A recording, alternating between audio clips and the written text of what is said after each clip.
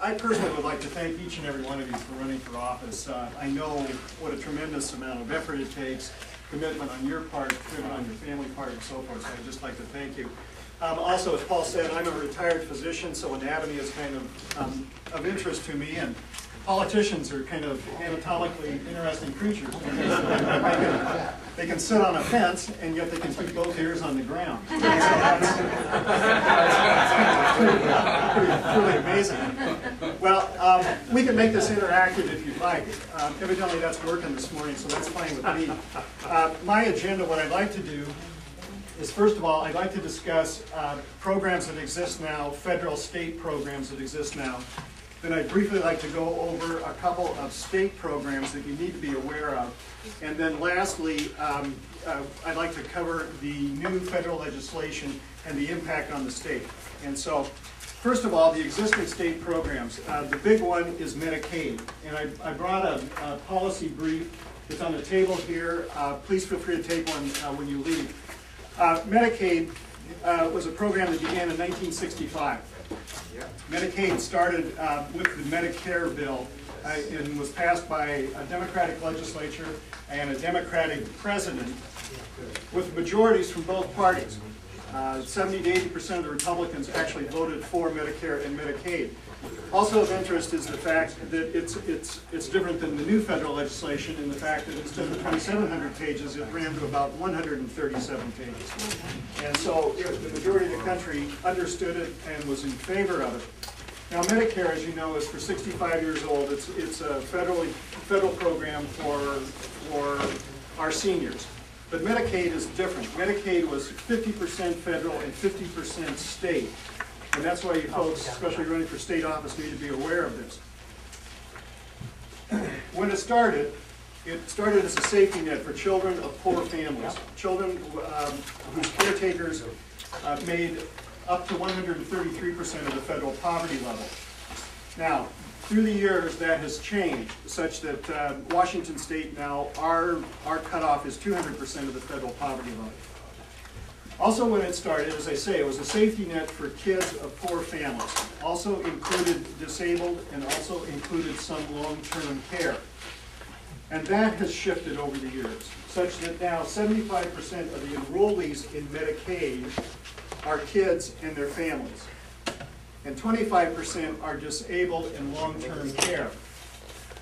But if we turn that around and we look at where the dollars actually go, 75% of the dollars go to this disabled and long-term care, 25% go to the kids and their families.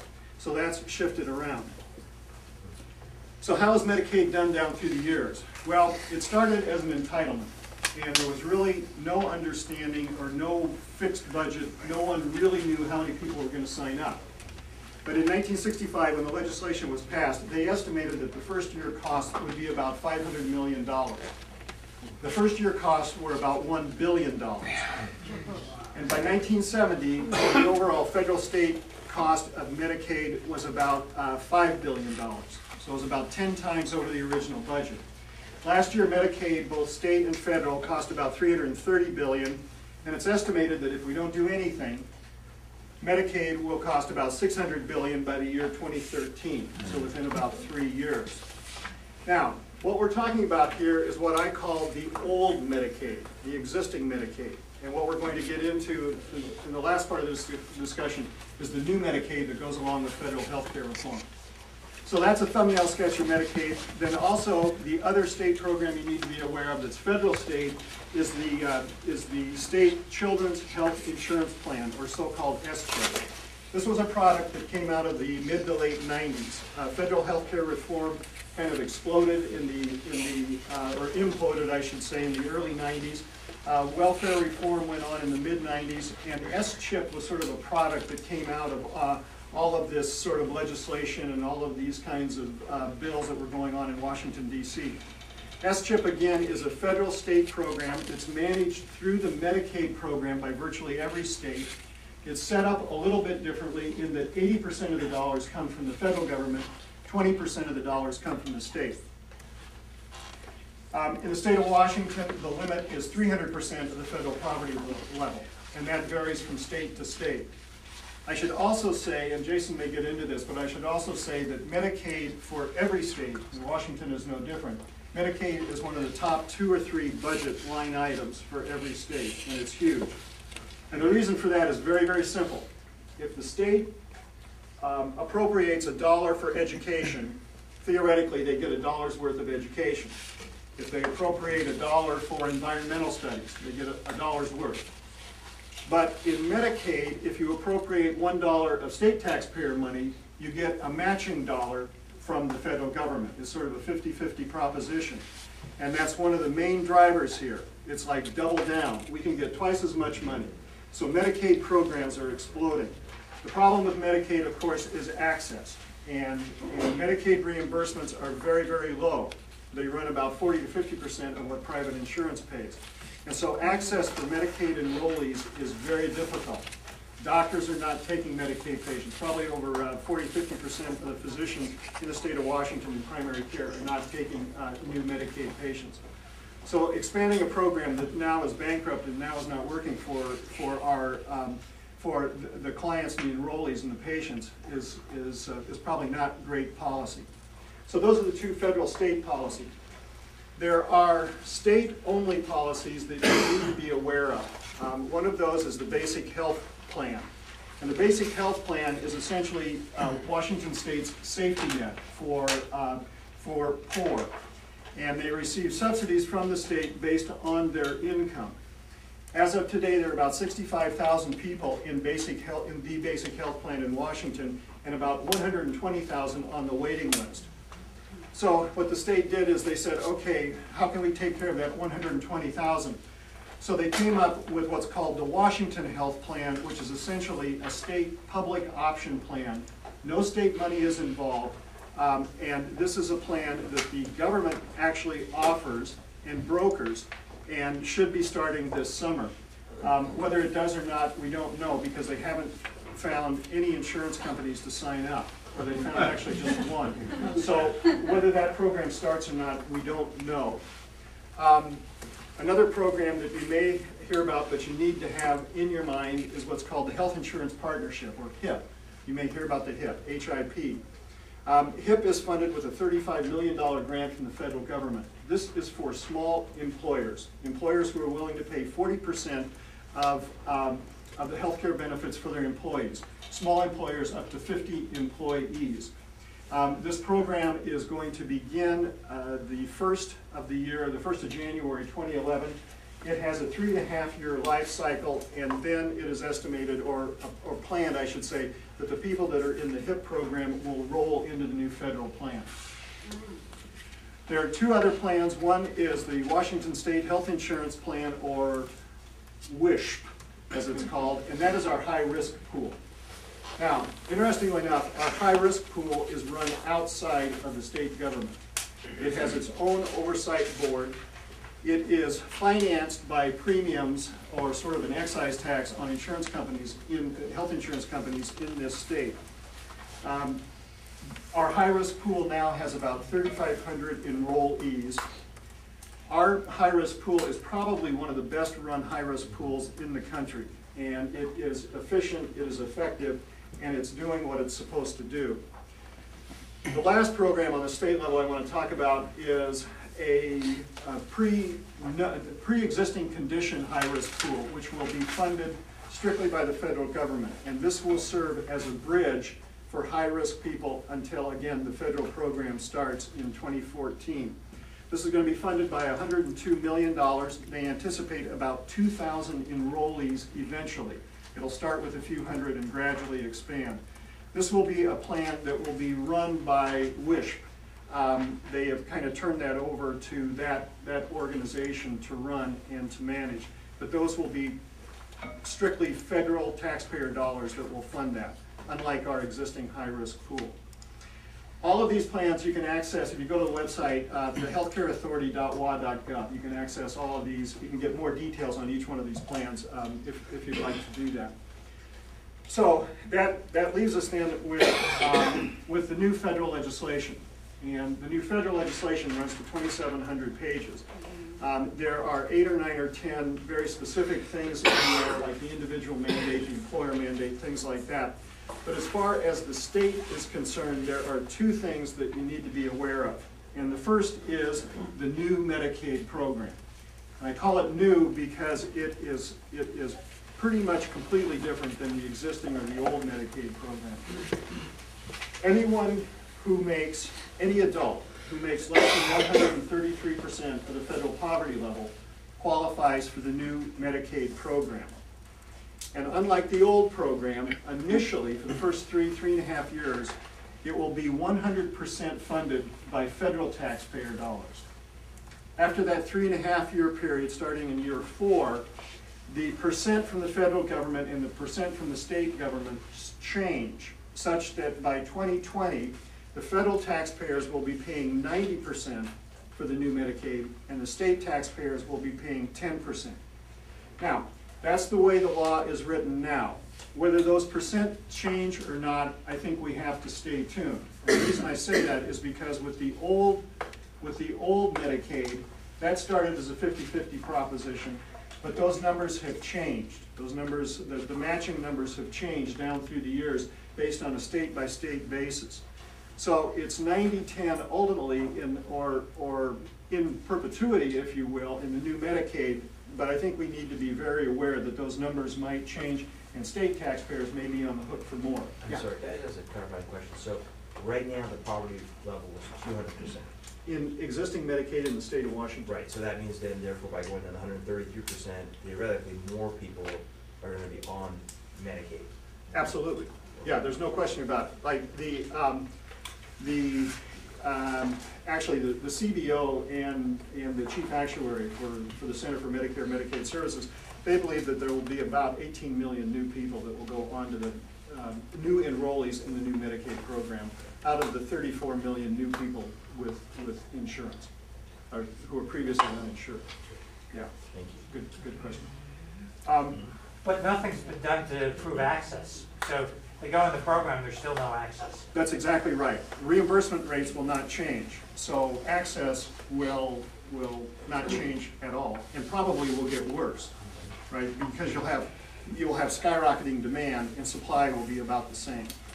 So yeah, that's a good point. Exactly.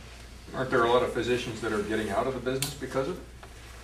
Well, they're not taking Medicaid patients. Yeah, like I say, probably at least half of the docs, primary care and internal medicine docs in the state, are not taking new Medicaid patients. I'm talking about those retiring and those getting out simply because of the oppressive kind of restrictions and whatnot that are going to be coming down the pike. Right, that's the way the curve is going, simply because Medicare reimbursement is going down as well. Okay. Yeah. Dr. Stark, when you were referring to the cost sharing between the state and federal governments, were you going to that 90% federal, 10% state? Is that of the total, or is that of the increase in the cost? That's of the total cost for the new Medicaid. So, because right now, it's closer to 50-50 right now, isn't it? Correct. Now that will stay the same. The old Medicaid will still be 50-50. Actually, in our state, it's 57-43, 43% on the state taxpayer side. So that will stay the same. This will be a separate program. That's why when you think about Medicaid expansion, it's really a different program. So it's the way it's paid. And then the other thing you need to realize is federal taxpayers are state taxpayers, and vice versa. Right. So we're all in this together. So you estimate the state portion of the new Medicaid is somewhere between $400 and $500 million, based on low numbers. If you look at the high range and the higher numbers, and you say, okay, our state taxpayers are federal taxpayers. By the way we computed this, the range is 400 to 500 million, and it goes all the way up to about 7 or 8 billion, actually, if you include Over those. what period of time? Over a 10-year period of time. Yeah, Peter. Rodger, does that mean that we're going to have to set up a new program for the new high-risk pool, and there'll be also a new program for the new Medicaid? The individuals carrying these cards would be different from the people that are carrying the present old Medicaid cards. No, I mean, that's a good question too, because we don't exactly know how each state is going to set up their new Medicaid program, and the card will probably be the same, because reimbursement will be the same, but the programs are financed differently. So if the state's got X number of people on the old plan and they have to cough up half the cost, wouldn't it behoove them to take all the people that are 133% of federal poverty level and move them to the new plan so they only have to pay 10%? Yeah, that's, yeah. It'd be a cost shift. Exactly how they structured the insurance product. Right, that's a real good question, and that's sort of gaming the system, and there's some speculation that that might happen. Now,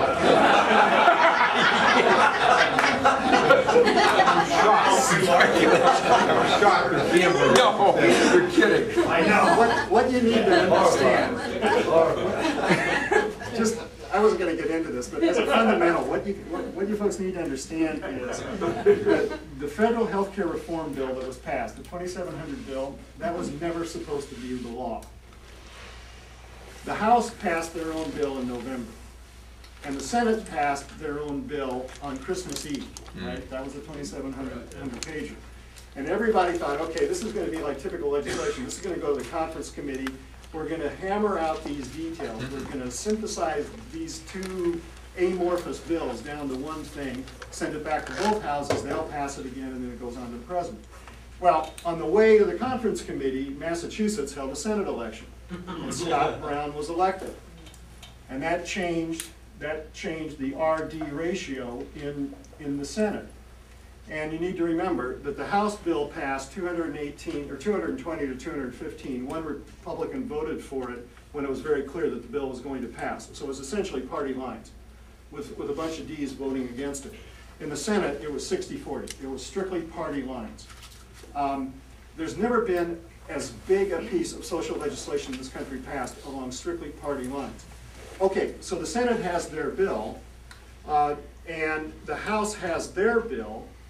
But it can't go to conference committee because whatever bill comes out of that conference committee will never get passed in the Senate, because Scott Brown said he'd vote against it. So what the House did was they passed the Senate bill. And there were some amendments and riders and stuff like that. They passed the Senate bill, and that's what the president signed. So this was, there is so much gray area in this because it was never intended to be the original bill. And so, one thing it did do, it gave Secretary Sebelius an amazing amount of power. She now will control 1/6 of our entire economy. It's pretty amazing. Anyway, to move on, so the state has got to deal with a new Medicaid program and setting that up. The other thing the state has to deal with is the insurance exchange. And that's a state by state kind of thing, or a regional sort of plan. There is some talk that our insurance commissioner is looking at a regional plan now with Idaho, Montana, Alaska, and Oregon. I think that's going to be tough to get through the legislature down in Olympia. I think they kind of want their own state, as far as I understand, leadership down there wants their own state exchange. But how that is set up. Now, for those of you who don't know, this insurance exchange is going to function like a broker. It'll be like an insurance broker. So there will be a number of individual plans that the federal government has to approve as far as pricing and benefits are concerned. And then individuals and small employers, to start with, will access those plans through the insurance exchange. And ultimately, the idea is that any employer will be able to access plans through the exchange. But how that exchange is set up is going to be up to the state governments. And how that exchange is funded from an administration standpoint is up in the air. And whether those dollars are shoved onto the state or whether the feds will pick those up, we don't know yet. But those are the two big programs in the federal legislation that will affect the state, and the state is working on and trying to get fixed up and set up now. We're coming up on time, so why don't you take this as your last question? My last question, yeah. I don't understand why there is an exchange. In other words, I've been buying insurance for companies for years without having a government exchange, all different size companies. Right. So what's the what is the purpose of the exchange? Why do we have an exchange? Well, one argument goes that it's one-stop shopping. And all you have to do is go to the exchange and find the plan you want. That's one argument. The other argument is, well, yeah, okay, but you got the exchange, but then you're going to control the pricing and the benefits in all the plans that are offered in this exchange. So those are the two competing arguments. So it replaces the broker. Exactly. Yep, probably will. Thank you very much. And again, thanks for all your doing.